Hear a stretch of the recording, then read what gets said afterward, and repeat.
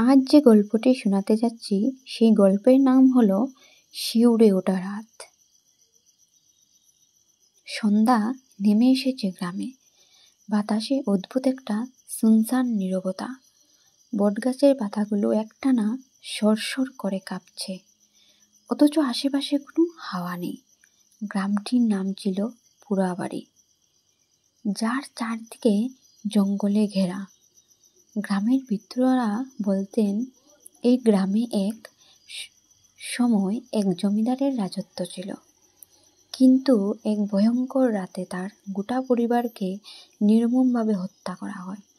তারপর থেকে এই পুরাবাড়ির জমিদার বাড়ি পড়ে আছে পরিত্যক্ত অবস্থায়। কেউ কখনো সেখানে রাত কাটানোর সাহস পায় না। রাকিব, অনিক এবং সুহেল 3 বন্ধু।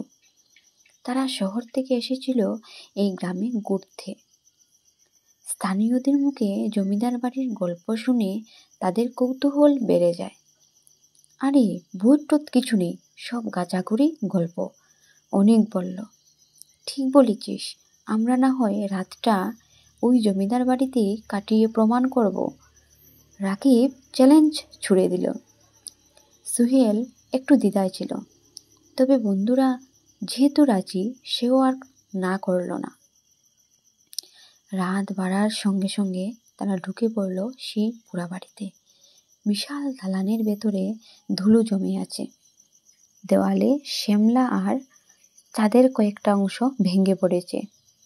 এক কোণায় ঝুলছে বিশাল এক ঝাড়বাতি, যা একসময় হয়তো আলোকিত করত গোটা প্রাসাদ। তাদের মধ্যে অনেক একটু সাহসী ছিল। সে সবার আগে ভেতরে ঢুকল। রাকিব মোবাইলের টর্চ জ্বালিয়ে চারপাশ দেখতে লাগলো। হঠাৎ করেই একটা কোল্ড ব্রিজের মতো ঠান্ডা বাতাস বয়ে গেল তাদের শরীর ছুঁয়ে। কিছু কি টের পাচ্ছিস?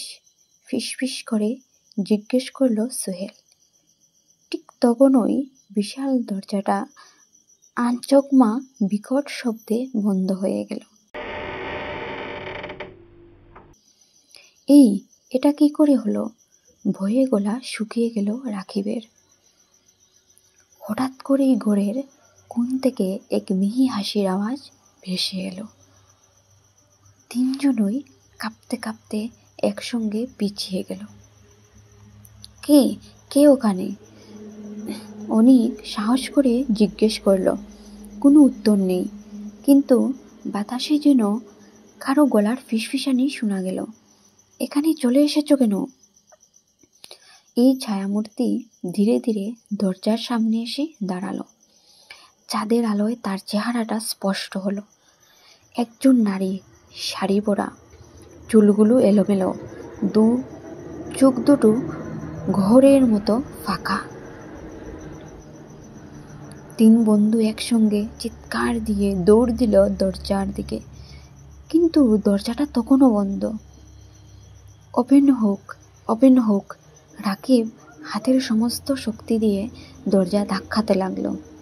ঠিক তখনই কানে এলো নারী কণ্ঠ, এখান থেকে বেরোতে পারবে না। হঠাৎই বাতাসে কিসের জন্য ধাক্কা গেল, আর দরজাটা খুলে গেল। 3 জন দৌড়ে বাইরে এলো। বাইরে এসে তারা হাঁপাতে লাগলো, কিন্তু বিস্ময়কর ব্যাপার, ভবনের দিকে তাকিয়ে তারা দেখল সেটি অন্ধকার এবং পরিত্যক্ত, যেন কেউ সেখানে বহু বছর ধরে থাকেনি। সেদিন রাতেই তারা গ্রাম ছেড়ে চলে গেল। তাদের জীবনে আর কখনো এমন ভয়াবহ রাত আসেনি, তবে তারা কখনো ভুলতে পারেনি সেই ফিসফিসানি কণ্ঠস্বর, এখান থেকে বেরোতে পারবে না। শুভরাত্রি বন্ধুরা, ভালো থাকবেন, সুস্থ থাকবেন।